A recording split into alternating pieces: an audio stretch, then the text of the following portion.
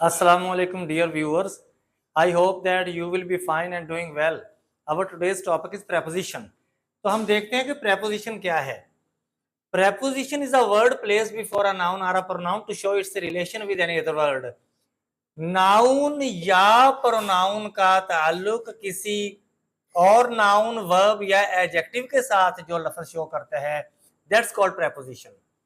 The book is on the table, table noun है, book noun है, दोनों के दरमियान जो रिलेशन क्रिएट किया वो ऑन ने किया है.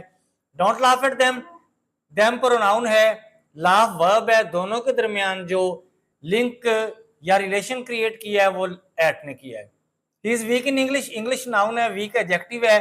तो इस एडजेक्टिव का इस नाउन के साथ जो रिलेशन शो हो रहा है वो इनकी वजह से हो रहा है.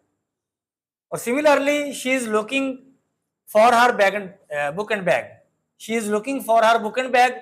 तो लुक जो है ये वर्ब है, इसका जो रिलेशन शो हो रहा है बुक और बैग के साथ फार की वजह से हो रहा है. So far is preposition.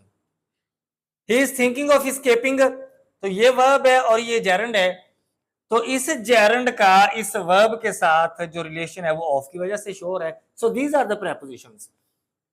इस प्रेपोजिशन का ऑब्जेक्ट टेबल है, नाउन है. लाफ का जो है इसकी लाफ के बाद जो प्रेपोजिशन एट आई, तो एट का जो ऑब्जेक्ट है वो देम है, प्रोनाउन. इन का ऑब्जेक्ट इंग्लिश है, फॉर का object her book and bag है और ऑफ का ऑब्जेक्ट एस्केपिंग है. जिस तरह वर्ब का ऑब्जेक्ट होता है इसी तरह प्रेपोजिशन का भी ऑब्जेक्ट होता है.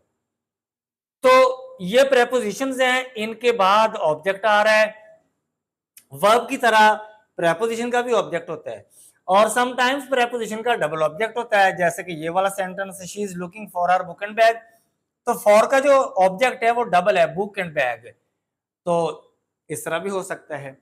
तो प्रेपोजिशन जो है, कोई लफ्ज इंग्लिश में जो पार्ट्स ऑफ स्पीच हैं, एक लफ्ज नाउन है तो किसी फिक्रे में एडजेक्टिव का काम भी कर सकता है, एक लफ्ज एडजेक्टिव है तो किसी और फिक्रे में वो अपना नाउन का काम कर सकता है.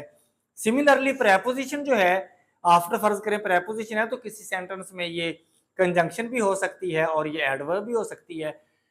तो बहुत सारे अल्फाज जो हैं, प्रेपोजिशंस जो हैं, ये एडवर्ब्स भी हैं और ये कंजंक्शंस भी हैं.